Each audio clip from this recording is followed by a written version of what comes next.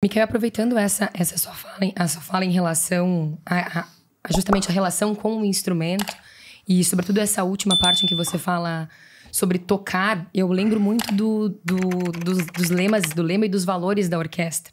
Não sei se permanecem os mesmos, mas a Orquestra Jovem Recanto Maestro tinha o lema de tocar para ser. Sim. E eu me recordo de que um dos valores era justamente a estética como ética.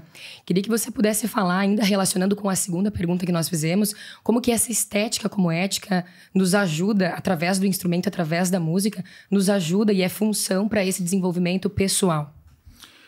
Explicando esse conceito, né, de estética como ética. Sim, vamos lá. Primeiro, né, o tocar como ato aqui, ele é um meio. Como a gente estava falando. Um meio para quê? Para ser. Então, eu sou à medida que isso que eu faço é coerente com a minha identidade. Então, eu toco para ser, quer dizer, através da música eu me encontro, eu me acho, através da música eu me coloco no ponto, eu sou. Poderia ser cozinhar para ser, né? Poderia ser programar para ser, não sei. Mas é o meio, né? É o meio. Quando qualquer técnica é utilizada, no fim das contas, para ser, a gente consegue o mais, né? Eu sou mais. Por quê? Porque esse meio eu soube usar esse meio para poder me expandir como vida, né? E isso, no contexto da estética, traz essa proporção das coisas, né? A estética como ética, no sentido de, ao tocar, isso tem, nesse momento, um lugar preciso. Quer dizer, eu tenho um lugar preciso. E essa beleza da proporção é o que faz a estética ela ser tão importante para a formação social do ser humano. Por quê? Porque quem eu sou, aquilo que eu faço, está em proporção, está em sintonia, é coerente.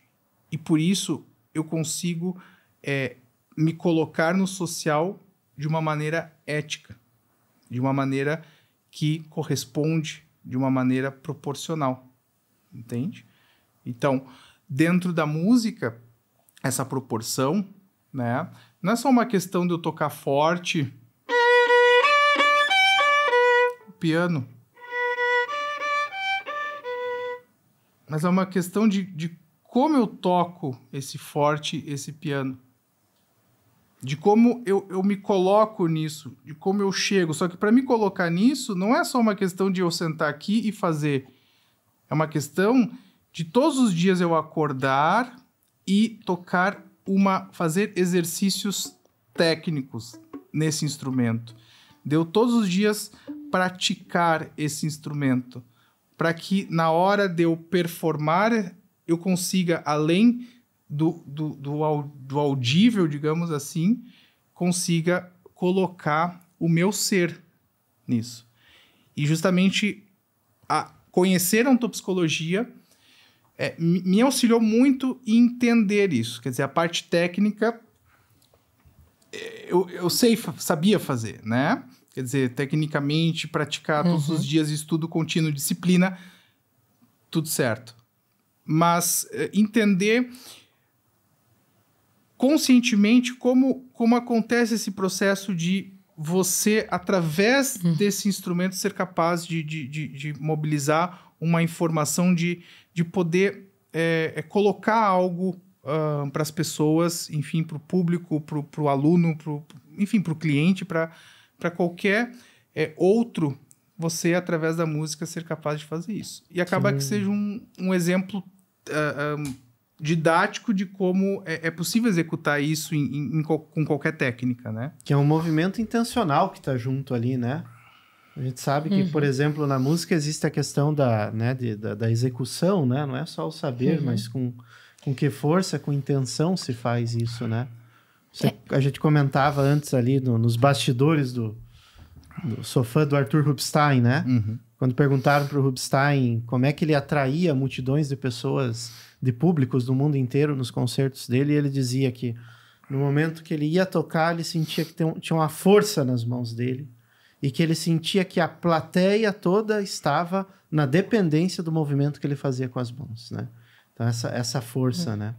Isso é muito bacana.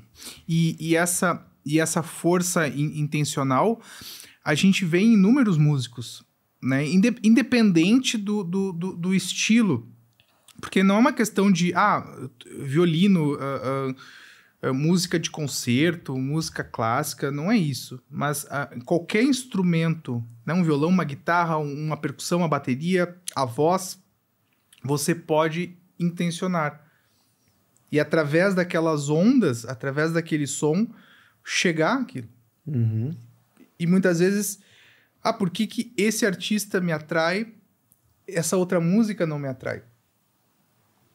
Porque muitas vezes aquilo que te atrai é justamente aquela intenção que foi colocada ali, aquilo você quer colher. Isso se relaciona muito com uma das descobertas da ontopsicologia, que é o campo semântico, né? Com certeza. Né? Um exemplo que em sala assim, a gente usa constantemente é a música, o som, para poder ensinar didaticamente para o aluno. Quer dizer, a informação que tu recebe, além daquela, digamos, aquela camada superficial que os sentidos conseguem perceber, existe uma informação que ela está ali e que você tem que começar a ampliar sua percepção do corpo para poder entender o que é. E isso, a prática musical, ela, digamos assim, até de uma forma inconsciente, ela te ajuda a ter uma percepção maior da vibração do teu corpo como instrumento, né? Isso, por exemplo, com os alunos, muitas vezes o aluno tem dificuldade de projetar esse som para frente, né? Só que muitas vezes não é um problema um instrumento. O instrumento vibra. O problema é que o instrumento vibra e essa vibração ela também passa pelo teu corpo. Se o teu corpo está tenso, essa vibração para aqui. Se você está com o corpo relaxado ao tocar, o corpo também ajuda a fazer essa vibração projetar mais. São aspectos que a gente estuda na própria ontopsicologia, né? De como o corpo amplifica, de como o corpo reverbera. E na música, diariamente, professores de música de instrumentos estão falando isso para os alunos, né? Então, essa relação que estudando ontopsicologia e aprendendo como aluno e agora como professor, né? Essas relações são muito possíveis de ser feitas e são muito fáceis do aluno entender, né? Você pega um balão, né? Enche o balão de ar, toca um instrumento perto do balão, sem você ver, o balão vibra. Por quê? Porque tem uma onda ali que a gente não vê.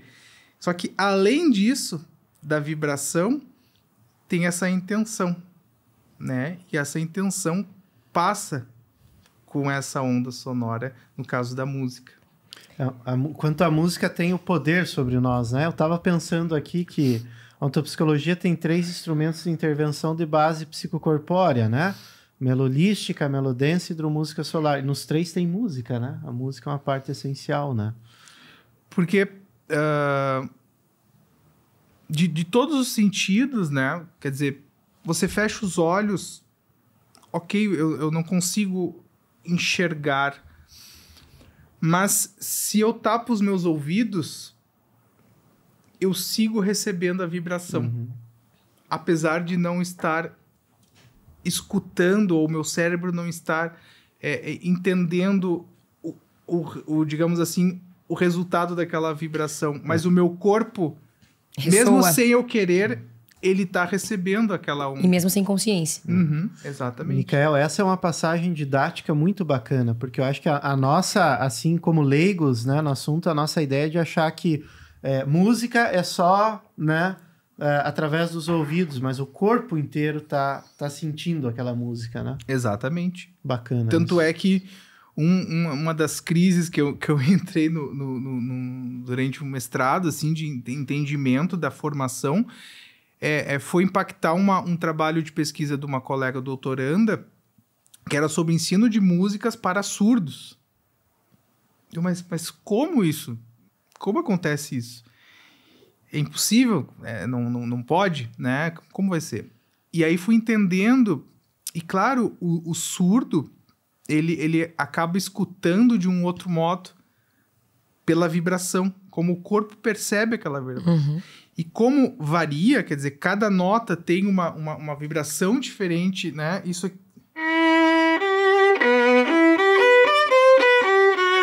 Claro, isso o nosso aparato auditivo traduz como esses sons que a gente ouviu agora. Mas uma pessoa que não tem essa função, funcionando de maneira correta, essa vibração segue e varia e escuta esse mesmo elemento no corpo de uma outra forma. E gera possíveis diferentes variáveis. Com certeza. E essas diferentes variáveis faz com que ele seja capaz de tocar um instrumento sendo surdo. Entende? Então, a gente vai ampliando bastante, né, o repertório quando a gente vai impactando com esses exemplos, né, que a música, por exemplo, pode nos trazer.